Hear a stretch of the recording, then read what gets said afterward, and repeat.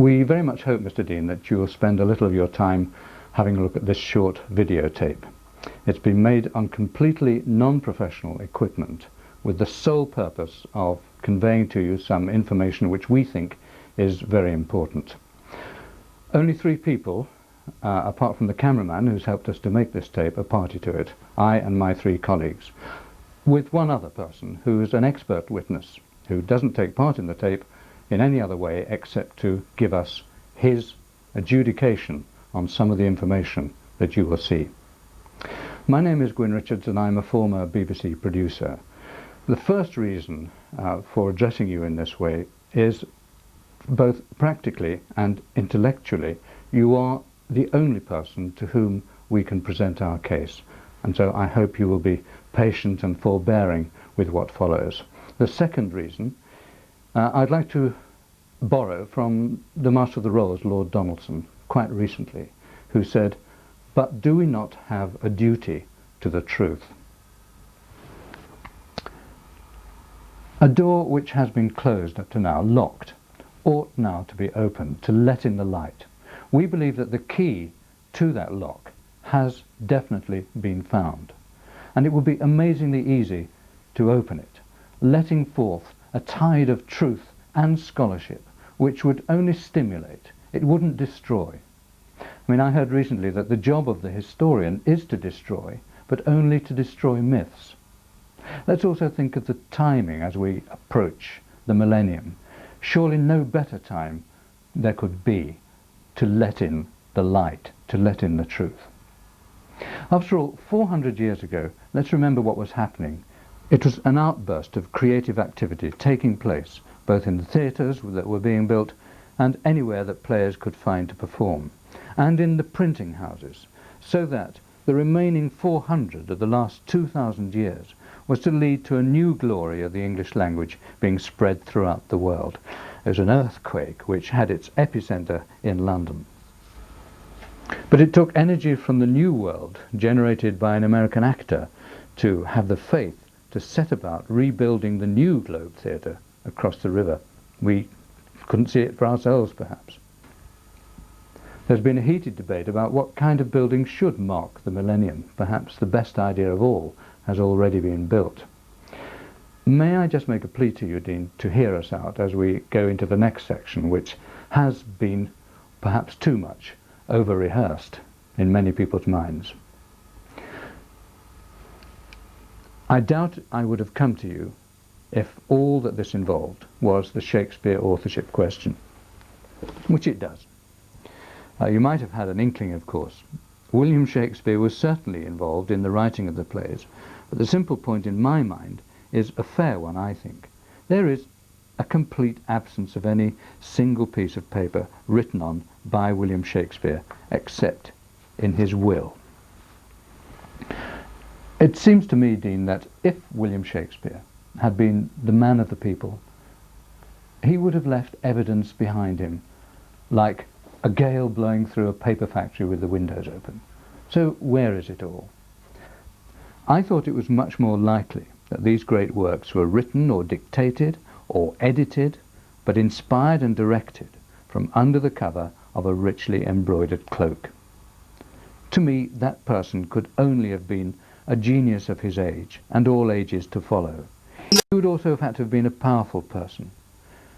He wouldn't surely only have written plays. He was Francis Bacon, the founder of modern scientific thought and philosophy, who was, as well, by necessity, a hidden poet. But he was an interpreter of truth and life for the common man. His ideas led to the foundation by his adherents of the Royal Society in 1660, 40 years after his death. In fact, Bacon may have been involved in the editing of the King James Bible. There are certain indications to that. But the truth about Francis Bacon was, we believe, that he was the last of the Tudors, the elder son of a marriage of Elizabeth I. It was an open court secret, but was never revealed to the outside world. That is the truth, we believe, and the truth of Francis Bacon's secret life will eventually be found in hundreds of examples throughout his writings. I have seen very few, just one or two. But here's one from Sonnet 76, attributed to Shakespeare, of course, but written by Francis Bacon. It's the shortest biography one can imagine. The text is squared. We'll explain more later. Line following line, and with it one looks for a symmetrical shape, and they must be symmetrical to be credible, which is an anagram. This spells Fra, Tudor, author, giving the common diminutive of Francis, Fra, his birthright, Tudor, and his authorship, author. There are 2 or 3 more to come on this tape. It was crucial to us, Mr. Dean, that we felt you could go at least some way towards taking us seriously. At a time when I was wallowing around in desperate need of a second opinion, I contacted an expert in his field, the director of the Cambridge University Intelligence Courses. Over a period of 2 years, at my request, he studied some of the material at the centre of this matter. At first, he was highly sceptical, but now he's come to a different conclusion, and we'll meet him again a little later. May I also add that, as a producer, I had to overcome my own initial resistance to what was, after all, a bit of an old chestnut. I've come a long way since then. In a letter to William Cecil, Lord Burleigh, Queen Elizabeth's chief minister and adviser, of course, Francis Bacon wrote, "I've taken all knowledge as my province," a phrase which scholars have puzzled over, but which makes perfect sense if Thomas Bokenham's evidence is correct, and the first hard evidence, that he was the son of a secret marriage of Elizabeth, probably an open court secret, as I've already said. The phrase meant that, exhausted, unhappy, he'd abandoned his birthright to become a sovereign of learning instead. He intoxicated the minds of his contemporaries, such as Ben Jonson, as he has minds throughout these last 4 centuries. At his death, scholars and poets wrote eulogies to him in Latin, one of whom wrote, "Thou hast filled the whole world with thy writings." He was the scholar king we were denied, who, like his mother, but not with her, is buried, we believe we can show, where his greatness, not only his Tudor blood, entitled him to be placed, in Westminster Abbey. This subject, Dean, is massive. Frankly, I simply can't hold it all in my mind. I've been involved with this matter for 4 years now, but I'm still just a beginner. But I am completely convinced by Thomas Bokenham's findings, and I don't think that this matter ought to be laid to rest, again when you consider the timing of the juncture of history that we're moving towards. It was Alan Bennett's series which encouraged me in sending this video letter to you, Dean, and we've just borrowed a few pictures from my VHS recording of the series for the sake only of this tape. His script dealt with the burial of kings and queens, particularly Dean Stanley's researches in the last century. James I would have known about Bacon's Tudor blood, and though he knighted him and made him his Lord Chancellor in his time, he might have cut off his head if he had ever represented a threat to his throne. Francis Bacon was deeply wounded by his singular fate, to be heir to a throne publicly unacknowledged and unpreferred by his mother, and he poured out his grief in his sonnets, a concealed poet.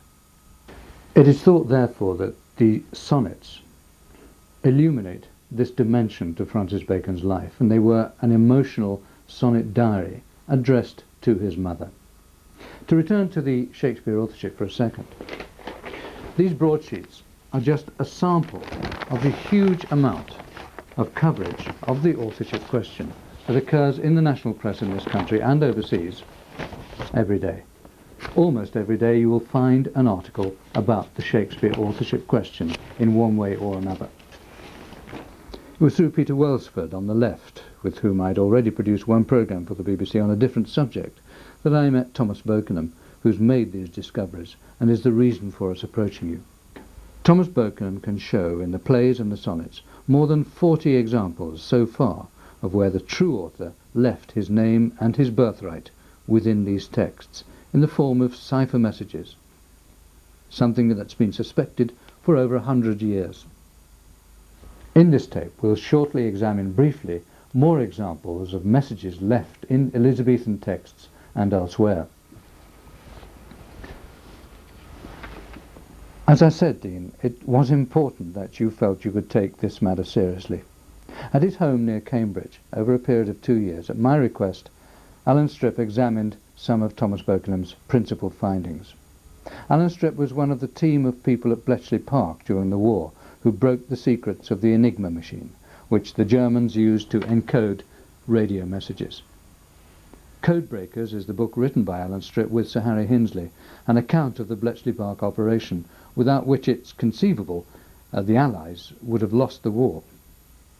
This example of Enigma was presented to Alan Stripp after the war by the Swiss government in recognition of his work towards that victory. He was also in the Japanese theatre of war.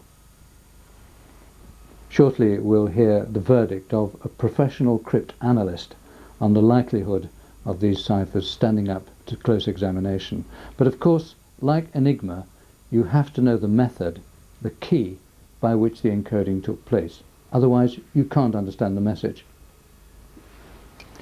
This is a book of codes and ciphers published in 1624, which is crucial to Thomas Bokenham's findings.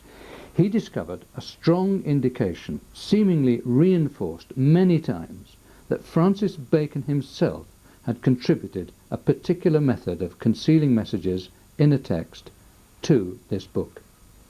Page 140 in Cryptomnetistes gives an example of how a text should be squared line following line. That is the system.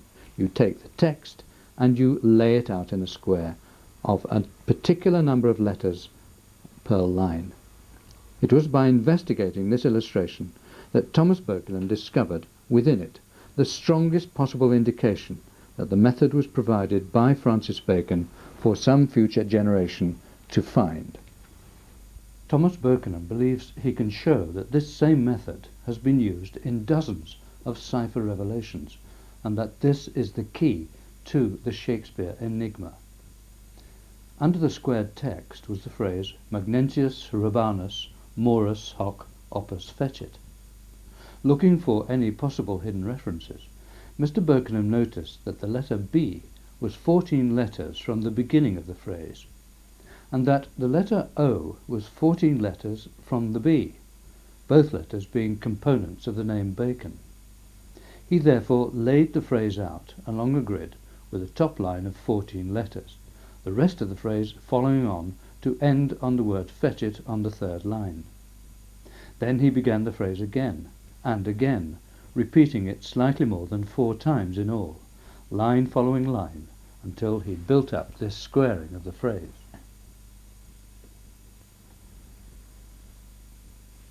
In the last column, he found the letters B-O-N-A-C in a vertical line, an anagram of B-A-C-O-N, bacon. Then in column 4, another group, F-S-S-A-N-U-I-R,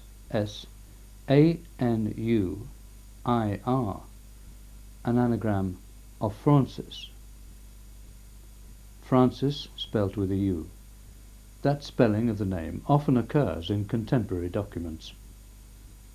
Between these two columns he found a symmetrical group which spells A-U-T-H-O-R-S,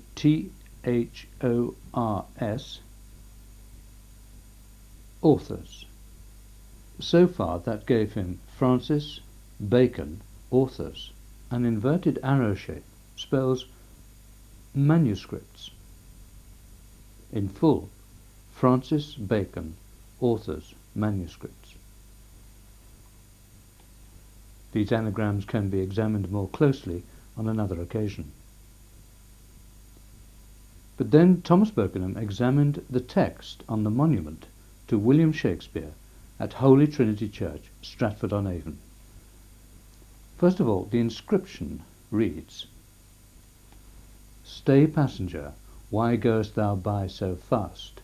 read if thou canst, whom envious death hath placed within this monument. Shakespeare, with whom quit nature died, whose name doth deck ye tomb far more than cost, sith all he hath writ leaves living art but page to serve his wit.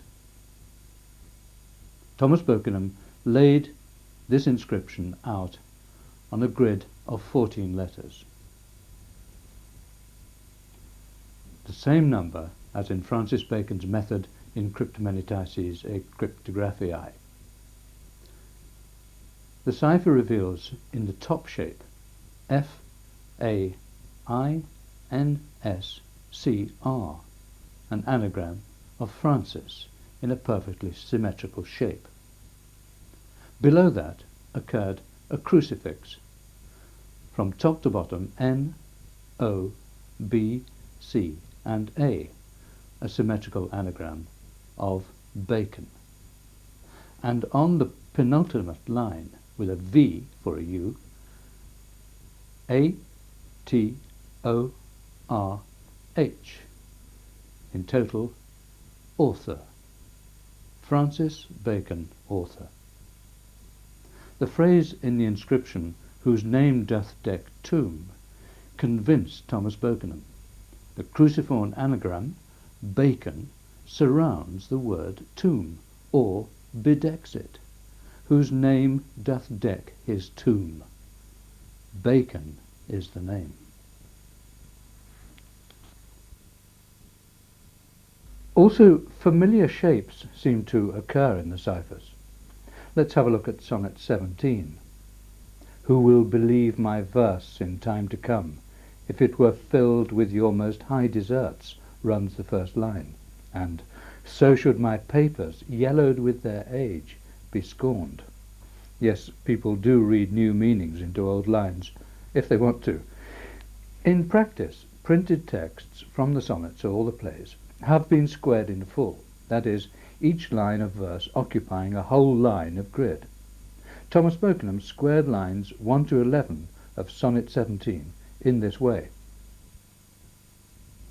First we see the shape of the cipher in the whole sonnet. Now we look at that area in close-up. Within it, a diagonal is discovered with an anagram of B, O, C, A, N, and F in red. F. Bacon. Next door to the F is a green R with D, U, T, and an O. Tudor, in a symmetrical liaison with F. Bacon, or even Fra Bacon, if all available letters are shared. This sonnet also claims further messages about Bacon's authorship and royal birth.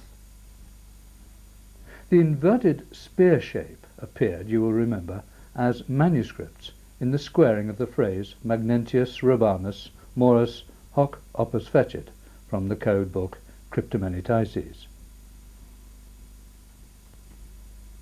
In Sonnet 127, Thomas Bokenham found a similar inverted arrow shape or spear shape with this symmetrical cipher. In the higher section we find closely related letters which spell P, R, I, N, C, E, Prince. Is that a reference to his royal birth? Shared letters give F, R, A, N, C, I, S. T and E and H can make the. A green arrowhead, T, D, U, R, with a symmetrical O, Tudor. And finally, H, E, I, R, heir, which can translate in total as Prince Francis, the Tudor heir. And another deceptively simple-looking and similar inverted shape was identified in Sonnet 21. F, R, A gives fra, T-U-D-O-R, a perfect group of Tudor, and with shared letters A-U-T-H-O-R,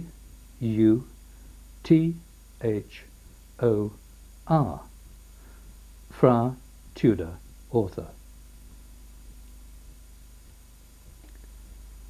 Again, the word Tudor reappears in Sonnet 54, T-U-D-O-R, surrounding the diagonal cipher, which seems to contain N, B, C, F, O, A. In total, F Bacon, with a shared H for A-U-T-H-O-R,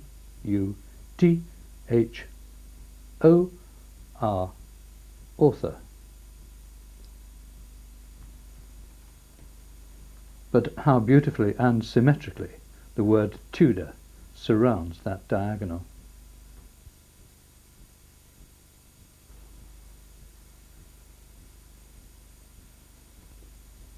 Following the method on page 140 of squaring texts, Thomas Bokenam found in Cryptomanytices on the next page, 141, a system of confirmatory numbers which he is sure Francis Bacon also contributed, in which letters of the Elizabethan alphabet were assigned values, A equals 1, B equals 2, C equals 3, and so on. F-R-A-N-C-I-S therefore has a numerical value of 67. B-A-C-O-N totals 33. The lines and columns of each squaring are also given numbers, and those which contain a cipher often add to a significant number like 33 or 67. In Elizabethan texts of all kinds, spelling is irregular, that's well known. Thomas Bokenam always therefore uses the original spelling in the first folio as the true source if ciphers are suspected. In Act 1 of The Tempest, he found a cipher which claims authorship of the plays, spelt P-L-A-I-E-S, which occurs more than once in the cipher, which might be the reason that the first folio gives Millane, M-I-L-L-A-I-N-E, for Milan, in Scene 2 between Prospero and Miranda. In red, on the left, with shared letters, the message reads, Prince Francis. In green, author of the, and in red again, plays. Notice the spelling of that, P-L-A-I-E-S. In total, Prince Francis, author of the plays. And it's interesting to see how those shapes form almost a mirror image of each other between one half and the second half. The cipher method from Cryptomanytices and several of the ciphers you've seen, Mr. Dean, were examined by the cryptanalyst Alan Stripp over a period of 2 years. His verdict was brief.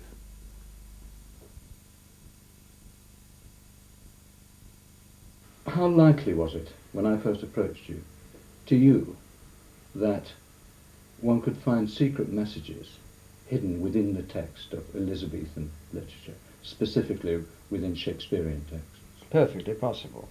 Once the message has been put there in cryptic form, it's perfectly possible for a cryptanalyst, without great specialization, to recognize what that message is. If he has to have a reason for starting to look there, otherwise the whole of literature would be open.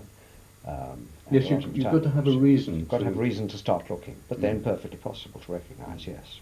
Thomas Bokenam believes he found the system that was used as well, the squaring system which he identified in the book Cryptomanytices et Cryptographiae. You've had the opportunity now to have a look at various examples using that squaring system, squaring a text on a grid, rather like a word search in a newspaper. What do you think of those, from what you've seen? Yes, they seem to conform to the cryptomagnetic's recipe perfectly well. So you felt encouraged by that, did you? That it wasn't impossible, what Mr. Bokenham was suggesting? I'm not sure if encouraged is the word, because I didn't start with the ambition of finding anything, but it seemed to me, as I say, perfectly possible that those messages were used for that purpose and could be shown to yield those texts. So what's the key, do you think, to your being prepared to accept the fact that they exist? I mean, you did once say to me that they clearly exist, these messages. Yes, yes. And that a human hand must have put them there. Presumably, yes. One can only presume, Yeah. but when you get a certain number of symmetries which don't appear to be too forced, then it does begin to look cumulatively more and more convincing. And are you, as a cryptanalyst, prepared to stand by your analysis so far of what you've seen? Yes, given the amount of evidence which I have had and had a chance to think about, it seems to me, as I said, that there are grounds for believing that they may have had a purpose, the text may have had a purpose, other than an extra to a literary purpose. Finally, a cipher found in this text, the dedication to the first folio of 1626, which Alan Strip also examined at my request. It turned out to have a possible relevance to Poets' Corner.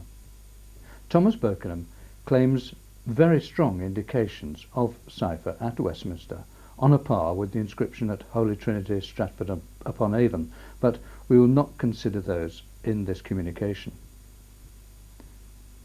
The final part of the first folio dedication includes these words: "And the most, though the meanest of things, are made more precious when they are dedicated to temples. In that name, therefore, we most humbly consecrate to your honourables the remains of your servant Shakespeare." Ewan Macduff, a Shakespearean actor and an associate of Thomas Bokenham, laid out the dedication in full, each line of text given a line to itself. In a column above the name Shakespeare rises B-N-O-A-C, obviously an anagram of bacon, capped by the U-shape of another anagram, E-M-E-S-P-L-T,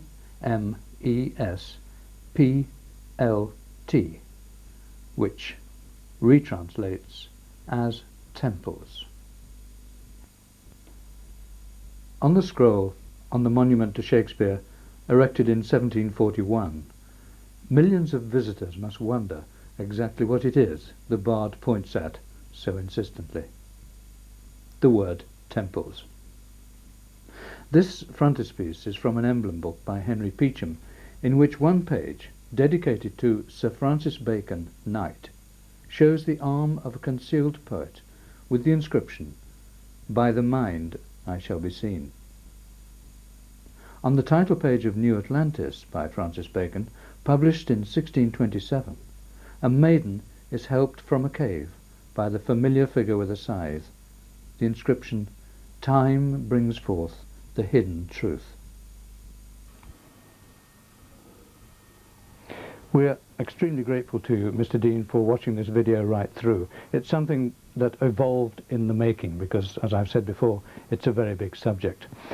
And no doubt you found some of Thomas Bokenham's slants on history surprising, to say the least, the kind of things he's discovered in cipher evidence. We support him in those, but there is more orthodox historical evidence for some of those things as well. For instance, Queen Elizabeth and Robert Dudley's passionate love affair was well known. Foreign ambassadors wrote scandalized letters home about it. So that is in some way a support for the claim for Francis Bacon's Tudor blood. His putative father, Sir Nicholas Bacon, was referred to in a document as being a father to Francis Bacon, not of, almost as though he was a foster parent. And then again, Francis Bacon himself was well known for his skill and his use of ciphers. In the Advancement of Learning of 1605, he gave 3 requirements for good cipher making, the first being that it should not be laborious to read or to write, the second that it should be impossible to decipher, and thirdly that it should not be evident. As he said, it should be without suspicion.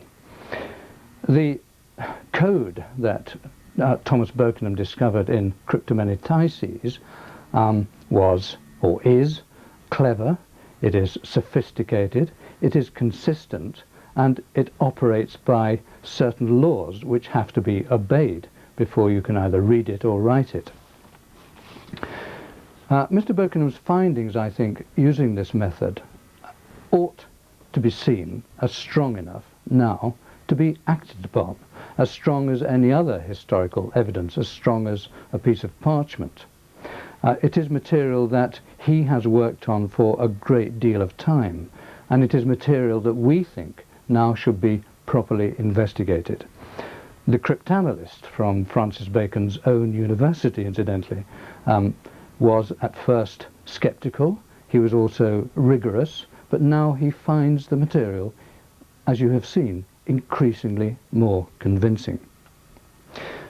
To Thomas Bokenam, they are even more than that. He describes them as hard evidence, and it is the first hard evidence of this kind he believes that's been seen. This could be new history in the making, I submit. And I also return to my opening remarks of this video.